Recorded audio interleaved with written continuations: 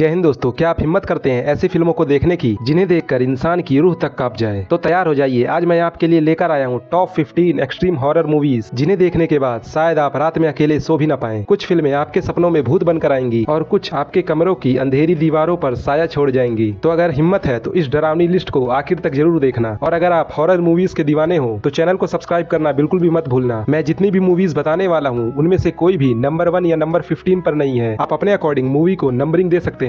Number 1 की movie है जैसा वैली, जो कि 2014 में रिलीज हुई थी। कहानी है जैसी नाम की एक लड़की की जो एक भयानक एक्सीडेंट का शिकार हो जाती है। इस हादसे के बाद वह चल फिर नहीं पाती है और मजबूरी में अपने पिता के घर लुजियाना शिफ्ट हो जाती है। लेकिन असली डर तो इसके बाद शुरू होता है। घर के अंदर उसे मिलती है उसकी मरी हुई माँ की रहस्यमयी वीडियो टेप्स। शुरुआत में ये टेप्स सिर्फ अजीब लगती हैं, लेकिन जैसे जैसे वो उन्हें देखती जाती है वैसे वैसे उसके आसपास कुछ गड़बड़ होने लगती है। खौफनाक और डरावनी घटनाएं घटने लगती हैं। रात में उसे अजीब आवाजें सुनाई देती हैं, उसे परछाइयां दिखाई देती हैं और उसे ऐसा लगता है कि जैसे कोई उसे देख रहा है। धीरे धीरे जैसी को समझ आता है कि इन सब का कनेक्शन उसकी माँ से है या फिर उस घर में छुपा है कोई बहुत बड़ा और गहरा राज। फिल्म का एंडिंग इतना शॉकिंग और अनएक्सपेक्टेड है कि आप हिल जाएंगे। इसकी IMDb रेटिंग 5.4 आउट ऑफ 10 है। यह मूवी हिंदी में अवेलेबल है और इसे आप Amazon प्राइम वीडियो पर रेंट कर सकते हैं। नंबर 2 पर जो मूवी है उसका नाम है डेड साइलेंस, जो कि 2007 में रिलीज हुई थी। कहानी है जेमी नाम के एक आदमी की जिसकी पत्नी की रहस्यमयी तरीके से हत्या कर दी जाती है। लेकिन सबसे डरावनी बात यह है कि उसकी जुबान भी काट दी जाती है। इस घटना के बाद जेमी अपने होम टाउन लौटता है, जहाँ उसे पता चलता है एक खौफनाक नाम मैरी सॉ एक वेंट्रीलोकिस्ट थी जिसकी मौत के बाद उसकी आत्मा पूरे गांव में आतंक मचा रही है। कहा जाता है कि जो भी उसकी आत्मा के सामने आवाज निकालता है उसकी जुबान काट ली जाती है। अब जेमी सच का पता लगाने के लिए निकलता है, लेकिन जितना वो सच के करीब जाता है उतना ही वो मौत के करीब पहुंचता जाता है। फिल्म का क्लाइमेक्स इतना शॉकिंग है कि आप सच में हिल जाएंगे। इसकी IMDb रेटिंग 6.1 आउट ऑफ 10 है। ये मूवी हिंदी में अवेलेबल है और इसे आप Amazon प्राइम वीडियो पर देख सकते हैं। नंबर 3 पर जो मूवी है उसका नाम है द वुमन इन ब्लैक। ये मूवी 2012 में रिलीज हुई थी। ये कहानी एक ऐसे गाँव की जहाँ पर छोटे छोटे बच्चे रहस्यमयी तरीके से